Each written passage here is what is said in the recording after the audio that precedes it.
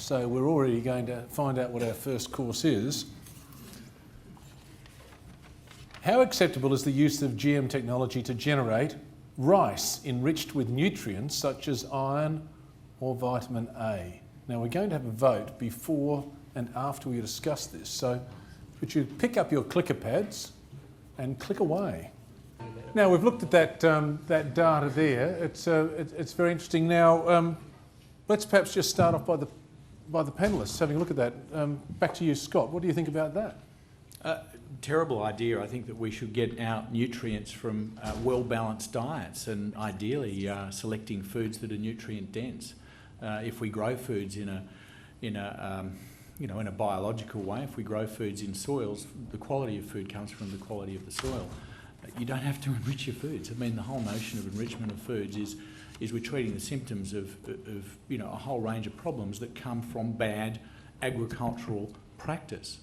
So let's get real. Let's fix the agricultural practice problems which comes from nutrient qualities in soils, which produce nutrient-dense foods, so that you don't need to enrich your foods with vitamins, and that's the simple answer. Well, on that point, we've got someone here tonight, Dr. Alex Johnson, who can give an insight into the nutritional requirements of people from developing countries. Alex, what's your answer to what Scott said? Well, my response, first of all, would just be, in the case of iron, there's heaps of iron in the soil. It's one of the most common metals which is in the soil, so it's not adding that to the soil, it's actually getting it into the grain. And plants they don't put a lot of the metal which is in their organs doesn't go into the grain, so it's not a problem of adding it to the soil. And in the case of provitamin A, many cereal grains don't make it at all. So again, that's something we can't add to the soil. It's something we would have to change the plants to be able to do that, and that's what we are doing.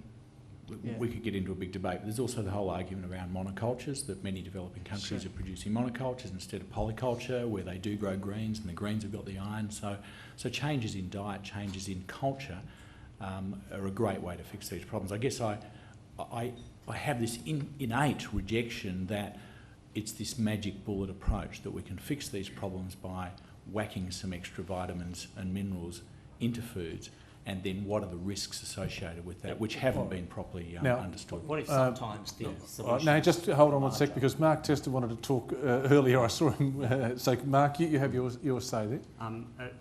No one's suggesting that fortification of rice grain is the magic bullet or the solution. We know and have known for hundreds of years that we need to eat a balanced diet. People who are having their children die in childbirth and who are suffering from iron deficiency know that they've got to have more balanced diets, but they're often too poor. You're speaking from a perspective of a comfortable Westerner, I'm sorry, but there's 1 billion people on the planet, women in poor countries, who are waking up feeling terrible. They're dying in childbirth, and this is for lack of iron. It's the world's biggest health problem. We've known the solutions that you described. We all agree with you, and we would love to be able to do that and are trying to do that, but we need more tools in the toolkit, and this is just another tool in the toolkit to try to make a contribution towards that problem. Now we'll just go to someone from the audience there behind here. How much of the vitamin A rice would they need to eat, and how will it be distributed to them? Right. Does anyone have an answer for that? How much would the vitamin A rice be needed to eat? You're referring to golden rice, which exists at the moment, which is the vitamin A. Okay, a quick background. A lot of people in the world suffer vitamin A deficiency blindness in developing countries. They don't get enough vitamin A, and children have high amounts of blindness. It was proposed by a consortium of scientists. They would put a gene into the rice that would be a precursor for the making of vitamin A, that would increase the amount of vitamin A in the rice. Children wouldn't get vitamin A deficiency blindness. The debate has been focused then on, okay, so how much vitamin A do you need to offset blindness? And it's often said, no, you need a truck full, but in reality it's not vitamin A absence, it's vitamin A deficiency. And the estimates are that, substituting the current diet you have of rice with vitamin A, enhanced rice, would offset a lot of that blindness. The real question I then want to pose is, what do the people in developed countries choose to do? Do they see that as a viable solution for themselves, or do they want other solutions? And that has to be a part of the technology development. Lady up the top. Yeah. Hi. We've already seen that countries, particularly in Southeast Asia, were the subject of the so-called Green Revolution, which purported to increase yields in their rice crops. But in increasing the use of pesticides, which goes with most of these genetically modified organisms, they managed to wipe out the ducks, the polycultures. They basically reduced the protein content of these traditional farming systems, which had been going for centuries. When it comes to ingredients like iron and vitamin A, I am a woman. I grow a lot of parsley in my garden. That is the richest known source of these vitamins. I do not think that increasing the carbohydrate content of people's diets to basically make up for a deficiency in iron and vitamin A, which is very easily remedied by using greens, and they're so easy to grow, is really the answer. All it's the answer for, don't you think, Mark Tester, is increasing the profits of companies like Monsanto, DuPont and Bayer Crop Science? Thank you. Well, as I was named, can I? You can respond, yeah. If it's so easy, why is this the world's biggest health problem? It's been diagnosed for decades. There's been How many people are we talking about, Mark? How many people are we talking about? Alex Johnson, he's the authority on this. 2 billion. 2 billion? 2 billion. I said 1. 6 billion. So it's a lot of people, and they're all women in developing countries, pretty much. It's women and children in Southeast Asia, Sub-Saharan Africa and Latin America primarily. 2 billion people. 2 billion. So if it's so easy to fix, I mean, I'm sorry. Go out and fix it then, please. And we've been trying to. We, the United Nations and so on. Sorry? There's a lot of funding going to do that. Yes. Let's hear from David Shannon, a farmer. Where's David? Yeah. Now, would you grow this? I mean, if you're a farmer, what do you think about this? As a farmer, I think this is some of the most exciting technology we've got available to us, where we can actually show demonstrable benefits from the grains we grow that are going to give health benefits to a huge number of people in the world. We haven't focused on that in the past. What we've focused on is producing quantities of grain, and we really haven't focused on the quality of that in terms of its health benefits. So to me, this is just something that really can make a huge difference to a huge number of people. We have another farmer down the front here, Gavin Dunn. Perhaps Gavin, I think Gavin appeared on Countrywide in the late 1970s, early 1980s. So you've been he's been an organic farmer back when I don't think people even knew what it was. So what's your view? Yeah, sorry. Yeah, I've been a little confused on this one, but I would always wonder what the side effects are of growing this type of product, of grain.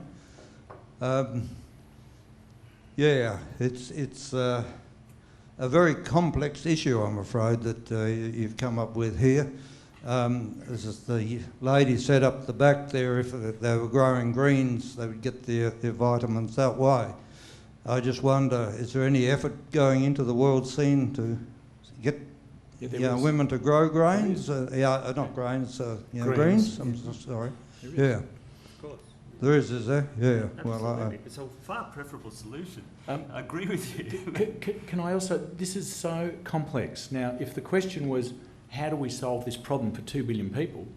That's not the question we're addressing tonight. We're addressing, is this an acceptable use of the technology? But you, sir, the farmer, David, you have to understand, let's assume we're going to grow this rice to address this problem. Are we going to grow that in Australia and export it into developing countries where they don't have the money to buy it? No. The technology has to be used on the ground in Asia. So then you've got the complexity of getting the technology into thousands of cultivars of rice that's adapted to particular climatic conditions where it's grown. So there are extraordinarily complex problems when you look at a technology like this. And then you've got to assess each time you use it for safety. Because every time you genetically engineer it, you can't make the assumption necessarily that it's going to be safe to consume or safe to use.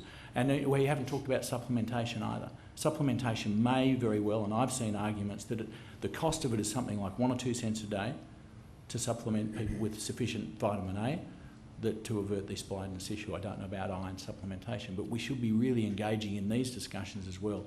Reach people far more quickly, like right now, with supplementation instead of waiting maybe 10 years before this rice product is on the market. And this is why I get very passionate about it, that it's a distraction. We talk about these things as if we've got solutions, but they're not here now, and that distracts us from the real solutions that we should be engaging with right now. And agroecology... Okay, Scott, we're just up the back because we've only got a couple more minutes left on our first course. Right. Well, I think, you know, we're sort of framing this debate in an all or nothing fashion. I mean, as Mark Tessa said, it's a tool, and you know, it's just, of course we should supplement people, we should encourage them to grow and eat more vegetables, but it's not always feasible. I mean, you know, we look at patients in our hospitals, and a lot of them should be, you know, cutting out fat and doing more exercise, but they don't. And I think one of the things we're trying to do is to make the healthy choice the easy choice. And, you know, as best as we can, we should try to make, some people will just not eat greens no matter what you do, and some people will not take their supplements or whatever, and supplementation isn't always the answer either. I mean, you know, there are always risks, there's just as much risk potentially at giving people supplements as there are, you know, with these crops. So it's just another tool in the shed, if you like, that, you know, to try and address this problem. Could I make one comment on supplementation, please? Again, supplementation is done. Does anybody know what the second biggest health problem is in the world?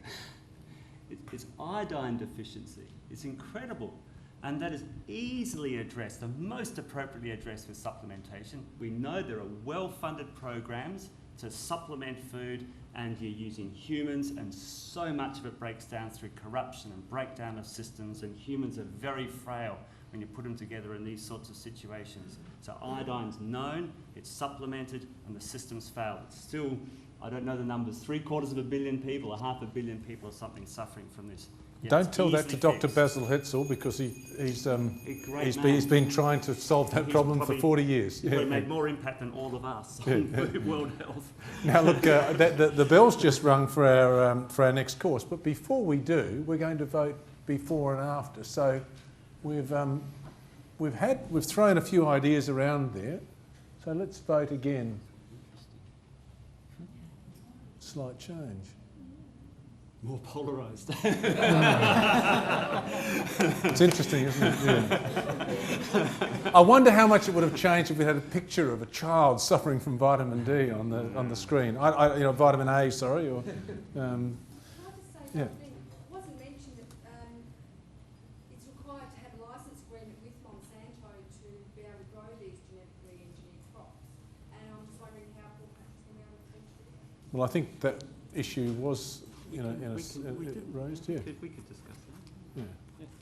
I mean, for releasing the vitamin A enriched rice, I think it was something like 86 different licenses had to be negotiated, and the companies were in there like a flash, falling over each other to grant free licenses and free use of this technology, because they wanted to have the PR and all of this. And I remember asking some of these guys and saying, "This will make your hair curl. It's horrible." But story, you know, can we use this technology for like putting salinity tolerance in for developing countries? And they said, "Yep, that's no problems. We want them rich. Then they'll be worth soon." You know, they actually want people to be rich, because then the poor people in developing countries do not have. The rich companies want other people. They want wealth to be more widespread. So then there's more of a market and there's more ability to make profits. I don't like their motivation, but that was the fact. So they were falling over themselves to give free license. Motivation aside. Helping the child of the day to become the consumer of tomorrow.